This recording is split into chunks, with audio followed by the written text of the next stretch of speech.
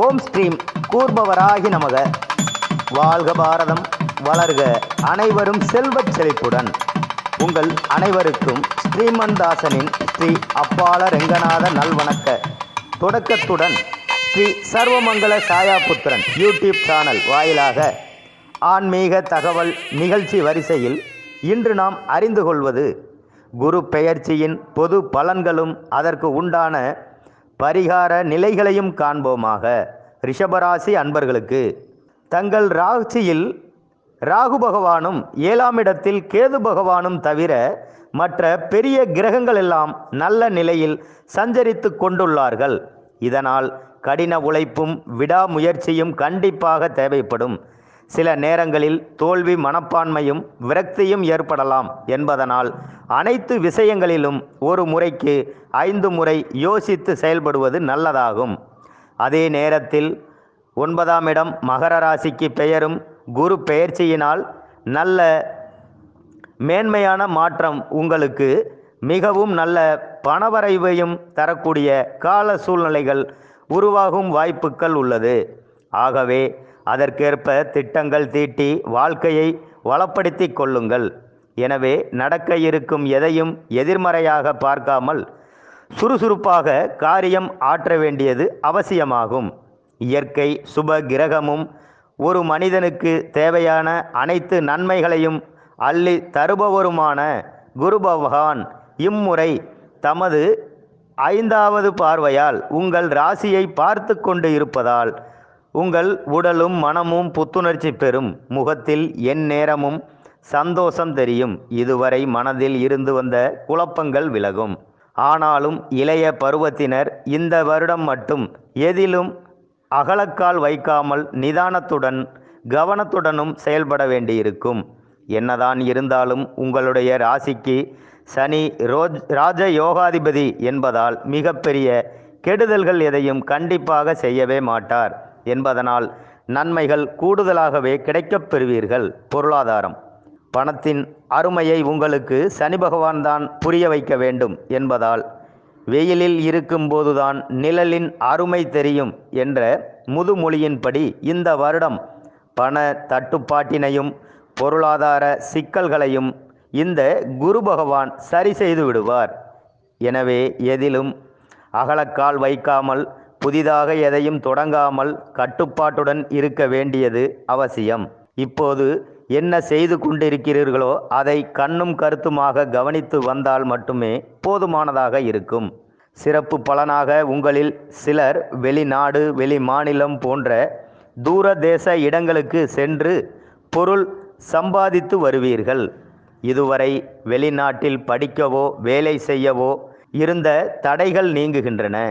அயல் தேசத்தில் செட்டில் ஆக வேண்டும் என்ற ஆசையில் இருப்பவர்களுக்கு அந்த வாய்ப்பு இப்போது கிடைக்கப் பெறுவீர்கள். வேலை வியாபாரிகள் விவசாயிகள் சொந்த தொழில் செய்பவர்கள் உங்களுடைய வேலைக்காரர்களை அதிகம் நம்ப வேண்டாம்.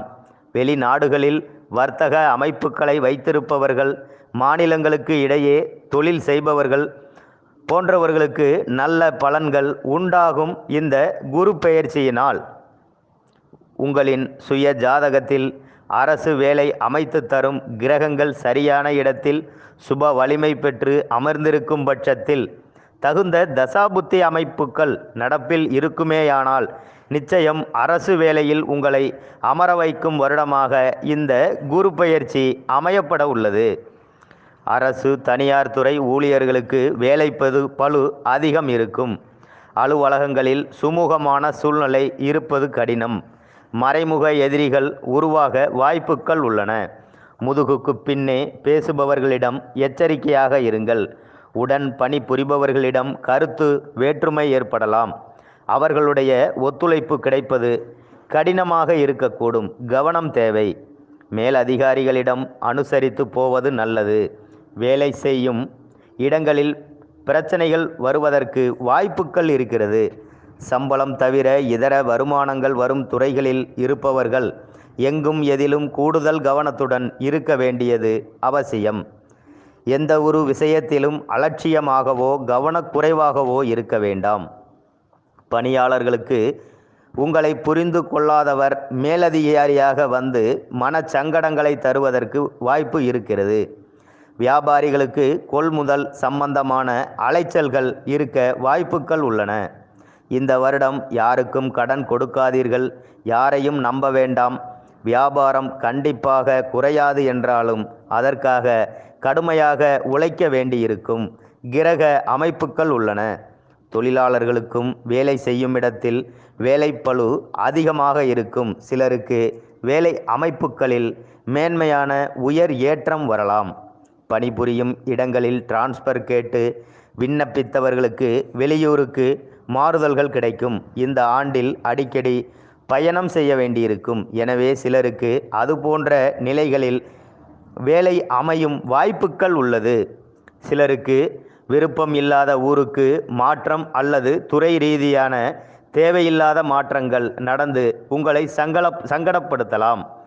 உறவினர்களுடன் கவனமாக பழக வேண்டியது அவசியம். தேவையற்ற பேச்சுக்கள் வேண்டாம். சிலருக்கு மறைமுகமான வழியில் தன லாபங்கள் இருக்கும். எப்படி வந்தது என்று வெளியில் சொல்ல முடியாத வகையில் பண வரவுகளும் இருக்கும். அதேபோல வட்டி தொழில் செய்பவர்கள் கூடுதல் வட்டிக்கு ஆசைப்பட்டு தகுதியற்ற நபர்களுக்கு கடன் கொடுக்காதீர்கள். கொடுத்த பணம் திருப்பி வருவதில் சிரமம் ஏற்பட வாய்ப்பு உள்ளது. பேசும் வார்த்தைகளில் கவனமாக இருங்கள்.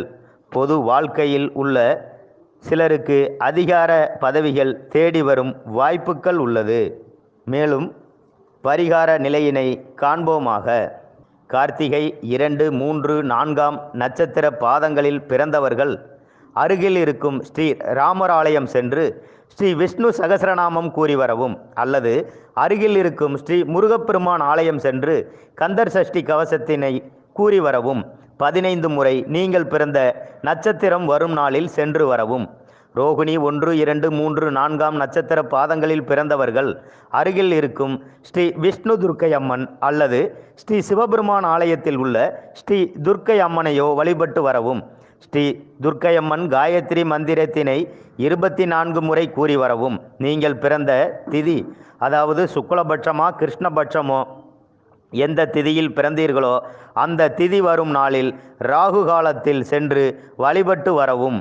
மிருகசிரிடம் 1, 2 நட்சத்திர பாதங்களில் பிறந்தவர்கள் அருகில் இருக்கும் சித்தர் பெருமக்கள் ஜீவ சமாதிக்கோ அல்லது உங்கள் நட்சத்திர சித்தர் சங்கரன் கோவிலில் உள்ள பாம்பாட்டி சித்தர் ஜீவ சமாது வழிபாடு செய்து வரவும்.